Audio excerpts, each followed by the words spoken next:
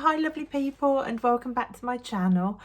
Welcome back to day 2 of Kwanzaa.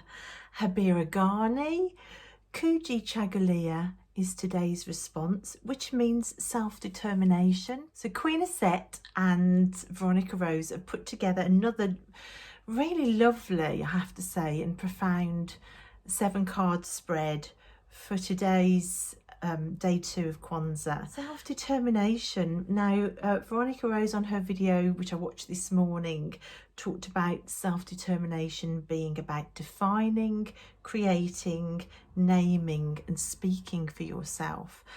And the questions in the spread are going to be quite telling, I think. I think it's an amazing spread. But before we get onto the spread, I wanted to touch on the end of Queen Auset's video for day 1 yesterday. At the end of her video, she posed a question for day 1. What's your biggest hope for the future?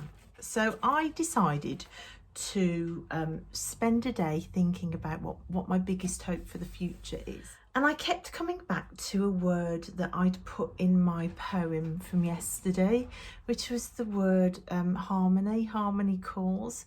So on a global scale, harmony, we've seen so much hatred for so long. We live in a world of hatred and discrimination. I see people of different abilities discriminated against. There is a lack of acceptance generally. I see discrimination against my body types, the racial tensions as well. There is so much hatred and discrimination for people of different skin colours and races.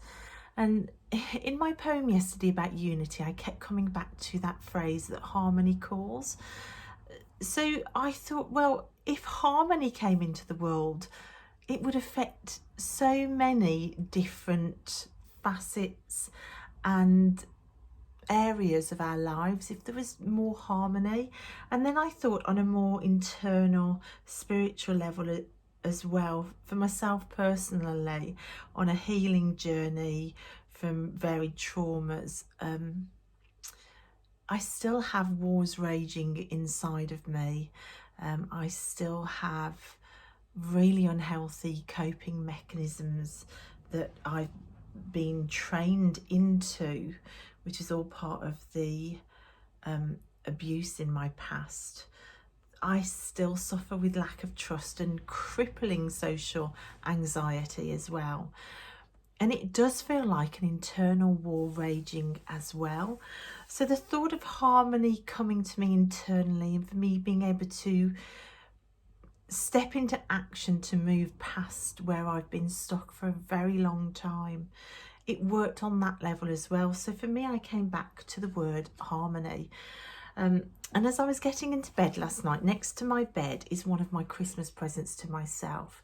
It's the Brow Telege Oracle deck, which is a monster of a deck. There are 111 cards, I think. There might be more in here. So loads and loads of cards.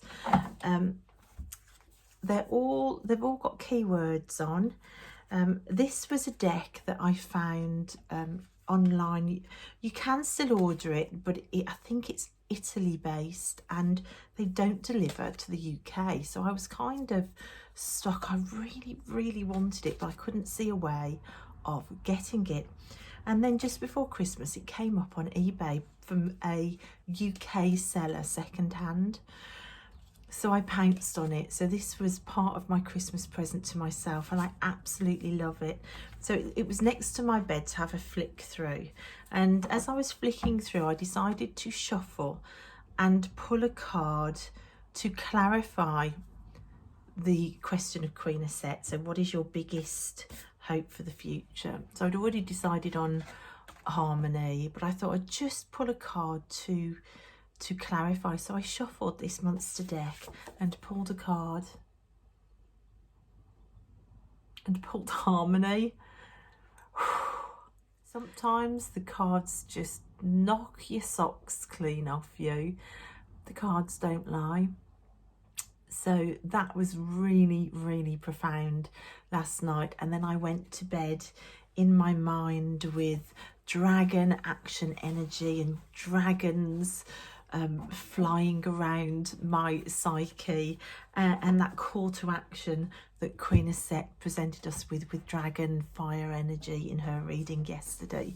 So that was the end of yesterday. So far Kwanzaa has been so impacting for me, but today Veronica and Queen Auset have got another spread for us for Kujichagalia, for the Self-Determination Day, and I'm going to have a go at that now. So I'm going to use the Lightseers Tarot again.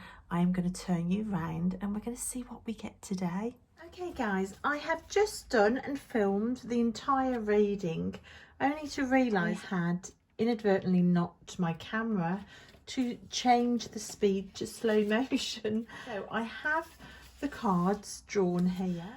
It will mean that I cut the bits of myself crying out, which is possibly a good thing, but I'm going to go through the cards that I drew and refilm in the proper speed, so a 20-minute video isn't a 2-hour video when I go to upload it. Now I wonder what on earth has happened.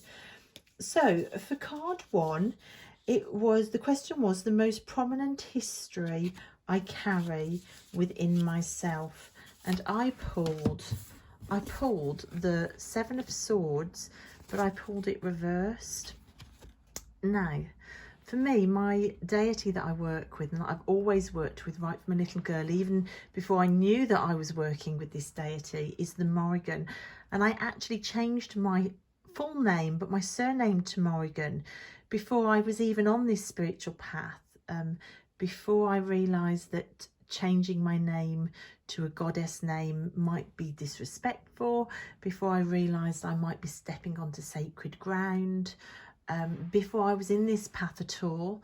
I come from a place of trauma, of family gaslighting, of family scapegoating, of abuse, of being lied to, of being lied about, of having my reality continually stolen and twisted. So the fact that the 7 of Swords has come out with the crows on, and the crow yelling at the front, and the fact that it's reversed doesn't surprise me at all, because although I am now no contact, I'm divorced and I am no contact with family, it is still prominent. I have still had a really hard time moving forward and letting go of the trauma and the hurt, even with a trauma therapist that I was sent to after a diagnosis of post-traumatic stress disorder. Even then, it's been incredibly difficult. And recently has come back and has been yelling at me louder and louder and louder. It's linked to the fact that she wants me strong again and able to step into action for her again. I think this card is speaking for like the betrayal and the lies and the theft, but I'm doing it to myself now. I'm lying to myself. I'm not stepping into action myself to fall into imposter syndrome and self-doubt and self-deprecation and self-abuse. I've got rid of the voices of all the people in my life that have yelled at me that I'm not good enough, and now I'm doing it to myself, and it's stopping me. It's stopping me from stepping into a new history and a new story. So that's my prominent history. It's that history of trauma that's within me. Now the second card, traditional foundations that inform my life. Now after pulling this card, and now you know a little bit about my history, I was scared about pulling this card because I know my foundations again are trauma linked. And I pulled this card again reversed, which is what I pulled yesterday for the first card about what is my underlying belief about unity. What is my foundation, traditional foundation that informs me? It's one of pouring my heart from a bowl and giving, trying to radiate love out, but having it just slip from the bowl onto barren land. The foundation within me is to not trust, to not receive love in return, to feel less than, to be told I'm not worth anything. Yeah, those two cards together for me make perfect sense. I was blown away that this one came out again. Card 3, how I primarily define myself. And I pulled the Page of Swords reversed. Again, very much in the air, as with the Seven of Swords. Lost in the air, lost in thought, lost in a book. I do define myself as somebody that loves to study, somebody that loves to read, somebody kind of lost in quiet contemplation, but whilst walking over rather dodgy ground where any misstep could have you hurtling into the abyss. This reckless walking without looking where she's going speaks to me of the naivety and also the danger that's been around me, and how I've escaped into my head a lot of the time to survive, into fantasy, into creativity, into an inner world that's very much in my head, with my body very much forgotten. The book said something really interesting about the Page of Swords reversed. It also spoke about deception again, and self-deception, and lying to yourself, and being all words and no action. And again, this links to this card, self-deception, not being honest with yourself, having excuses that aren't true to stop yourself from stepping into action. These 3 cards for me very much define my past. The past built on foundations of trauma and lies, and having things taken from me, and being taught to believe I'm less than, and then now doing it to myself, not moving into action because of it, which is why the Morrigan has been yelling at me all the way through. It's like, I need you strong again. You need to get some momentum with action going. It's the dragon energy that Queen Auset spoke about yesterday. Card 4. So what is my inner authentic name? And I pulled the King of Pentacles. What I saw was somebody very cozy in their home situation, with their books behind them, their dog next to them on the sofa, and a circle on their knee. And this very much sums up what I'm like at my core. I'm quite a hermit. I'm often on my own, with my dogs curled up either side of me, with books around me in my home. So yeah, I probably would define myself as a bit of a nester, home bird that likes it quiet. But then I compared it to the row of cards defining the trauma of my past, and the stark contrast between the two, being out of in my head up here and lost in trauma, to the cozy earth-like home-based feeling of this card. And it made me realize I am a homemaker. I've come from this, and I've always said that my job is to be a circle breaker, the person in the family history where the abuse stops with me. I don't want any of this passing down my generational bloodline to my children. The trauma stops with me.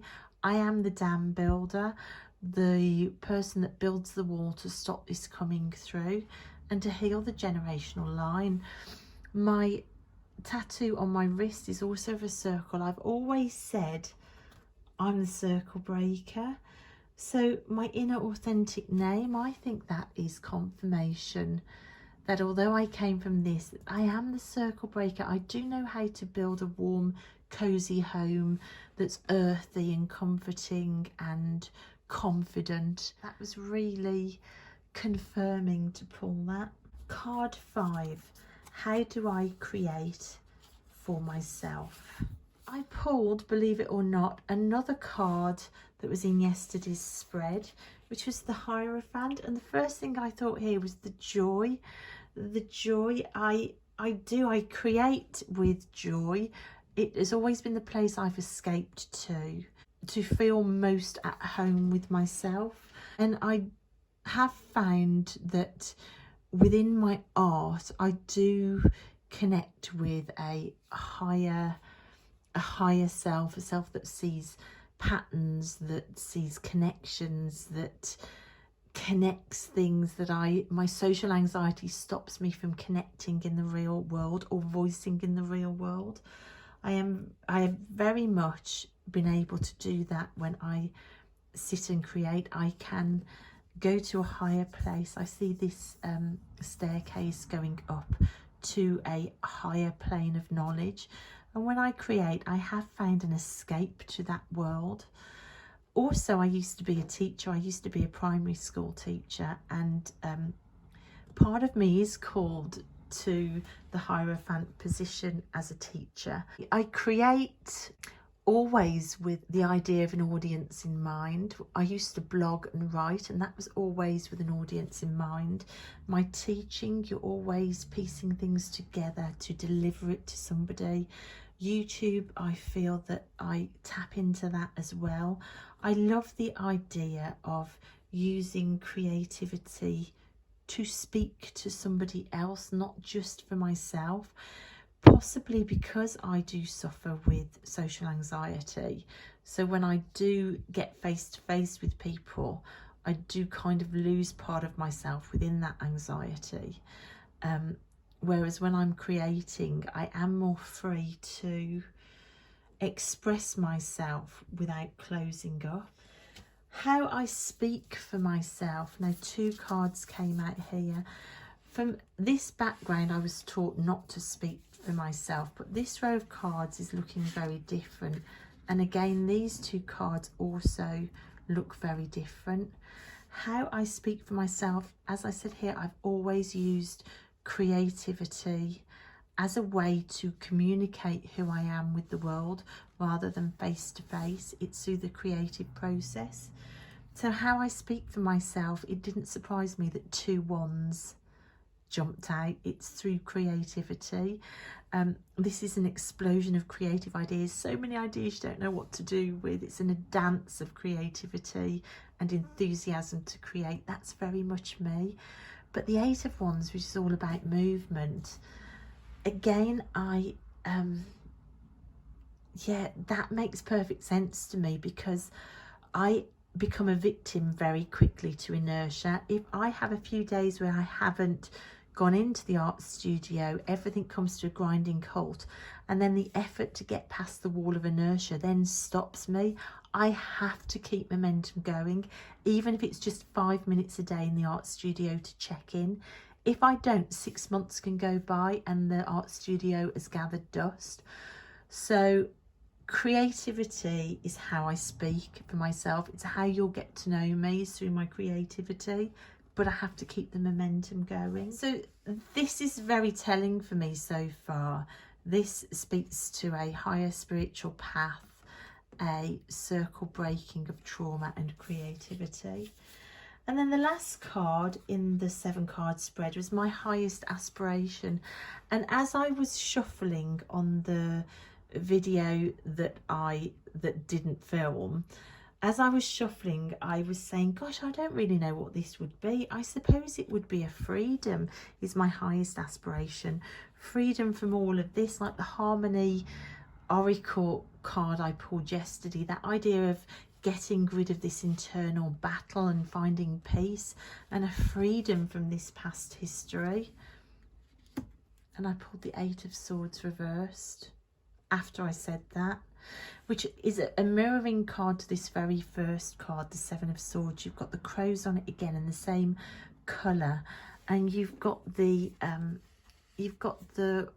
woman. Now the 8 of Swords, we all know that she thinks she's trapped, but she's not really. It's just that feeling of being trapped, of carrying a story with you that keeps you stuck, being a victim, feeling helpless, using your stories or past experiences as excuses to remain shackled.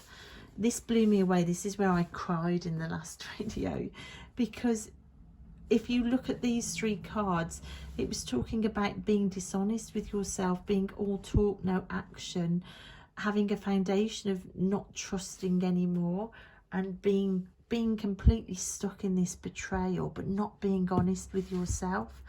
And here, this is victim mentality. This is about, you know, using this as an excuse to not step into this. So for me, this reading is so profound. It is just so profound. I need to be more honest with myself, that I am actually free. I am not shackled by this anymore. This is a self-choice to remain stuck and not to step into this. I am not self-determinating. I am not creating. I'm not stepping into this name. I'm not speaking or defining myself. I am still allowing this trauma to define me, and it's an excuse now not to step into this. I know better, and when you know better, you should do better. I am not doing better yet. There is a self-deception here. So I decided to go back to the Oracle deck to pull another Oracle card to clarify what the next step is for action. And a card absolutely flew out, and it was daring, and it was a sword again, which I think is linked to the head, to being more daring, to being braver, to just stepping away from this and being brave enough to define myself, rather than having the same old story from people who were intent on hurting me and keeping me stuck, defining me. Am I brave enough to find out who I can be and then to share it? I think in this world where we all need to step up for each other and to bring unity and love to each other, there is an element of being daring. If we can't self-love and self-determinate and stand in our own truth and be honest, how are we ever going to fight the battle? How are we ever going to pick our sword up and form a new day? You know, we've got the universe here, we've got, it looks like a sun and a moon, we've got a new day dawning. We need to be able to pick up our sword to fight what needs to be fought. I can't do that while I am still stuck in the path, bound by excuses and not stepping into who I am. So this was day 2, guys. What a profound experience and reading that was for me. It took 2 attempts to film, but I really wanted to share it. Am I ready to be daring and to step into this? Daily art studio time. How can I bring my creativity towards this battle for unity and this the challenges we face in today's age?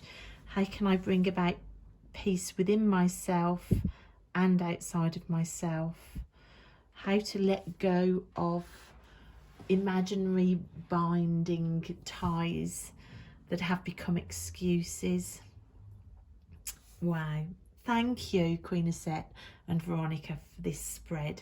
Thank you for the invitation to take part in Kwanzaa and to be able to stand within this festival alongside the Black community. It really is a privilege and an honour to be invited in to take part, and it's one that I really appreciate, and it's been really impactful so far. So go and be daring, guys, and follow the links, watch the videos. If you search for Kwanzaa 2020 on Instagram, there are loads of people taking part on Instagram. Also, Veronica is putting together a playlist for people who have replied with VRs on YouTube. It is really interesting. These spreads are really fabulous. So go and have a go, and thank you so much for watching. I really appreciate each and every one of you, and I will see you next time. Bye guys.